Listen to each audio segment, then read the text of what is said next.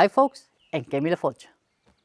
You're crazy, you're doing it wrong, you're going to kill the bike. Those are the kind of things that I hear every time I share the way that I check my own oil on the motorcycle. So let's break down the whole process on why you should do it, how you should do it, and compare the different methods. Let's do it.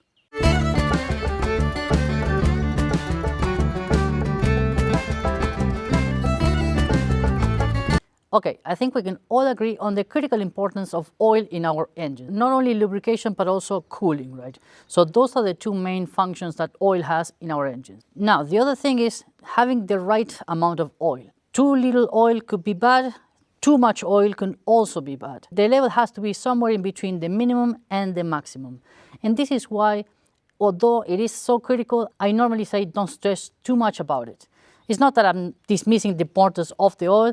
Usually the difference between the minimum level and the maximum level on pretty much any vehicle, motorcycle, car, van, whatever it is, right, normally is about 1 liter or 1 quart. So as you can imagine, if it is anywhere in between that is fine, but the amount of oil in between those two lines is quite large. So if it is 1/4 above the minimum, it's fine. If it is 1/4 below the maximum, is fine. Anywhere in between is absolutely fine. Now, what's the effect if the oil level is below the minimum? Well, in that case, normally the system is not able to build up the oil pressure that it needs. Any of these engines do have an oil pump. That oil pump obviously circulates all the oil around the engine. The engine has a lot of small orifices and stuff like that. Well, the engine circulates around and obviously lubricates all the parts from your crankshaft, your valves, your pistons. Anything has a small thin layer of oil that helps with that lubrication and also cooling all the metal parts inside. So again, if the oil level is too low, the pump might not be able to build up the pressure that it needs to put the oil everywhere in the engine, and also it can even introduce air in the whole system, and then that's, could be catastrophic. The engine has a very high chances of overheating and even destroying some of the parts. On the other side of things, if you have too much oil, you have too much oil pressure around the system, and then that also can cause catastrophic issues. You'll start blowing out seals, oil seals all around the engine, so oil will start going in places where it shouldn't go.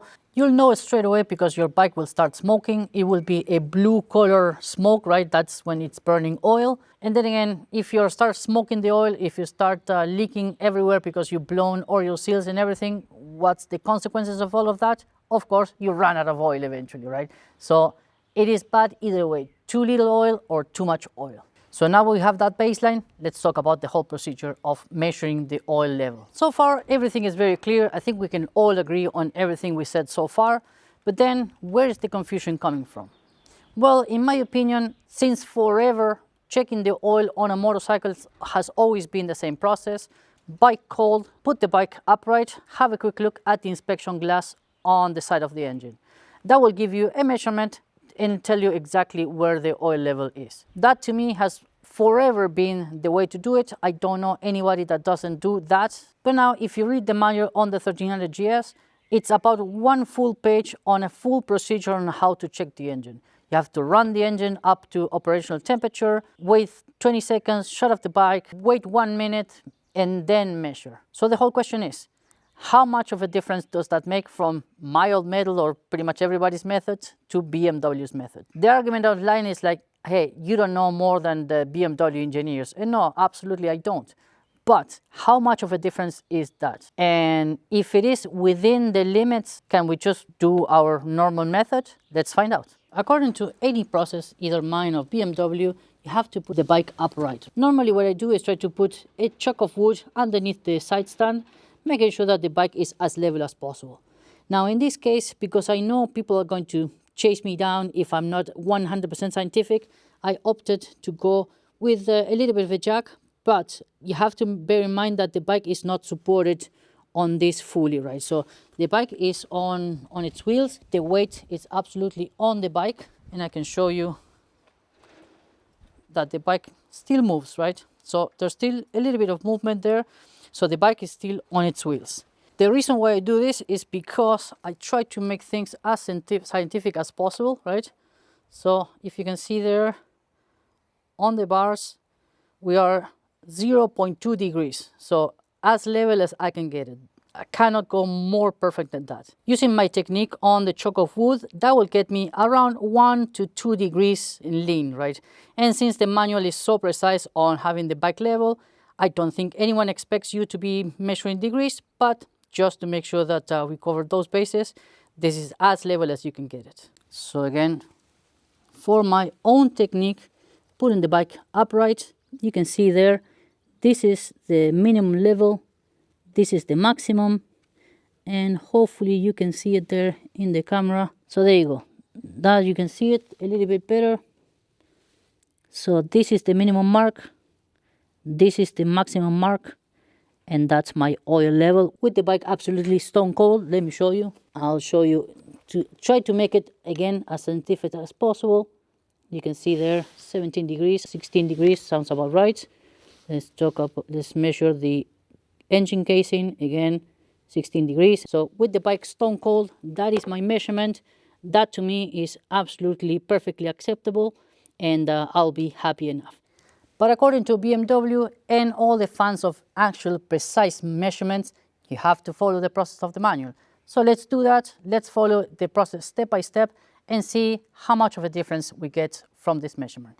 I will make a mark so we know exactly what is the level as I measure it, and then compare to what I get after the fact. There you go. So the top of the line on the tape, that is my level at the moment, which again is in between the minimum and the maximum. I'll say probably a quarter below the maximum line. All right, so if you go to page 203 on the BMW manual, which I will link the PDF down on the description below, there's a few conditions before checking the oil level. And one of the things that it says at the beginning is you should check the oil level on occasions after a 50-kilometer trip. And I know you're thinking you didn't go anywhere, your bike is dead cold. And yes, that's true. But if you go to the attention box, right, it says check the oil level only after a lengthy ride or when the engine is at operating temperature, which is what we can do here, right?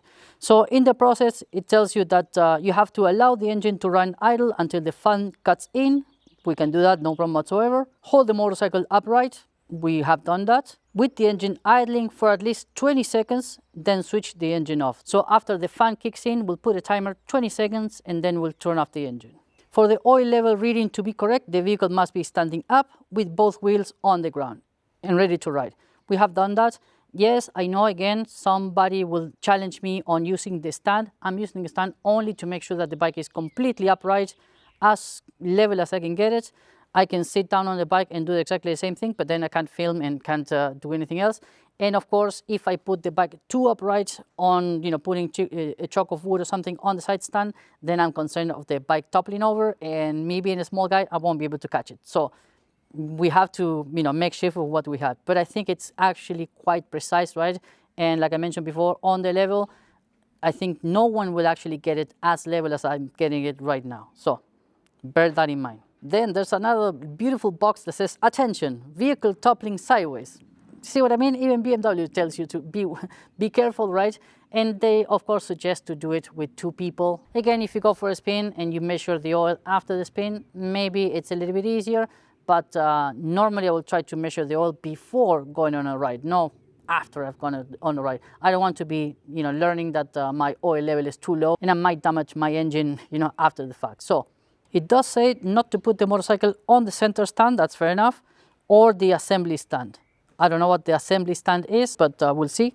And then after the whole thing was running, wait for 1 minute for the oil to drain to the oil reservoir, keep holding the motorcycle upright. Then of course, check the oil level in the sight glass. And it says that it has to be anywhere in between the minimum and the maximum mark. We have that right. Now, and this is the interesting part, it never says how much oil is in between the minimum and the maximum, but it does say that if the oil is at the minimum level, to add ½ liter to the engine, which tells me that BMW is telling you to add that ½ liter to get the oil level in between the 2 marks. Thus, we can assume that between the minimum and the maximum is like any other vehicle, 1 liter in total. All right, so hopefully you can see that. Of course, you have the check, okay, everything is good. Temperature of the engine is 14 degrees. I believe that for the fan to kick in as per the instructions, you have to have probably between 94 degrees, something like that. So it will take a while. And then wait until the fan kicks in, wait 20 seconds, turn off the bike, wait for a minute, and then have a quick look at the oil level itself. So let's turn on the bike and see how we go.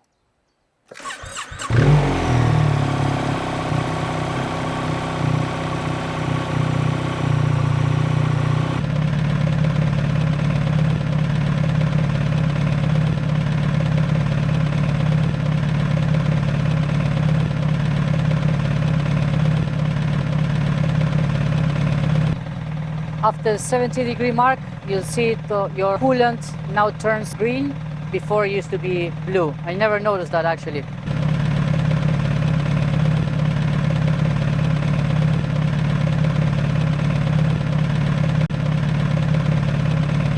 Okay, 91 degrees, we're getting closer. The fan hasn't kicked in just yet.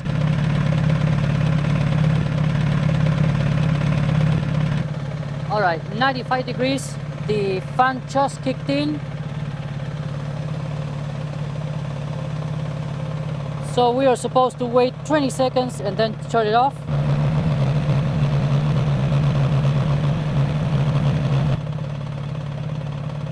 Okay, that's 20 seconds. The bike at operational temperature, turn it off.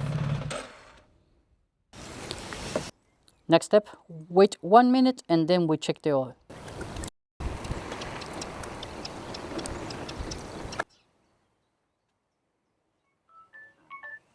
That's our first minute of waiting. Let's have a look. All right, so now I have to be a little bit more careful because of course the exhaust is absolutely boiling hot.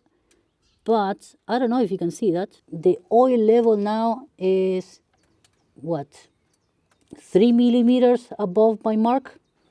Is my measurement absolutely precise to what BMW suggests? No, it's 3 millimeters below it. Is my measurement good enough for a quick inspection and oil check? To me, absolutely yes. So what do you know, right? Is my measurement absolutely precise and correct? No, it isn't. But is my measurement absolutely good enough for a range of 1 liter difference in between the minimum and the maximum? Absolutely 100%. And when I say my methods, I believe that it's most people's methods, right? I don't think that the whole process of running the bike and everything, right, is necessary. And I do wonder if dealers actually go through this whole process because, again, time is money, and where you're billing by the hour, right? This whole process took me 10 minutes, right, to run the engine, etc. A technician at a BMW dealership cannot go for a spin for 50 minutes and come back. I doubt that they do that when they do an oil change to measure the whole thing. So do what you want, it's your bike. But again, it's good to understand and also good to compare, right? Actually, it's a bit of a peace of mind for me, right? Because I did read the manual and I saw the whole thing, and it's like, well, maybe they do know something that I don't know, right? Well, and obviously they do know a lot of stuff that I don't know, right? But then again, with the good old trusty method, I think it's more than good enough. It's a peace of mind, you know, before going for a ride. Upright the bike, have a quick look. If you have somebody with you, someone can sit on the bike and then you can have a quick look. If not, like I said, a couple of pieces of wood or something like that, right? Don't try to put the bike absolutely dead center because, again, you do have that risk of the bike toppling over. If the bike is 2-3 degrees to a side or whatever, right, just put it as upright as you can. I'll say it again, do not go too crazy with the whole operation, right? Even what I've just did right now is an overkill in my book. Put the bike as upright as you can feel comfortable with. Have a quick look with the bike cold. If it is somewhere in between the middle, you're absolutely fine. If it is too close to the minimum, you should be fine because according to the BMW process, you do get a little bit more. Have that as you will. And then if it is at the very top, then be careful because, again, it does measure a little bit higher on the bike. Now, the bike itself has a lot of electronics. It does have oil pressure sensors, oil level sensors and everything like that. The bike goes through a few checks and everything right before letting you start. There's 1 million errors that the TFT can put in front of our face if there's anything that could potentially be a risk for the bike, right? Rest assured that the bike will let you know if there's anything going on, if the oil pressure is going too low or anything like that. The TFT will absolutely let you know. But like I said, to me, it's all about maintenance, preventive maintenance, right? And me not ended up being stranded on the middle of the road, in the middle of the trip, whatever it is. That's why I check my tire pressures, my coolant level, my oil level, everything, before I even leave the house. Having a quick inspection takes you 5 minutes. I did do a video about, kind of basic maintenance, and I only touched briefly on the oil because I thought it will create some discussions out there and everything, and sure enough it did. So there you go, this is the video to cover that piece of the puzzle, right, which is checking the oil. So that's enough rambling. I hope you enjoyed this video. Hopefully you find it informative, and if you did, give me a like, subscribe to the channel if you haven't already, and I'll see you folks on the next one. Thanks.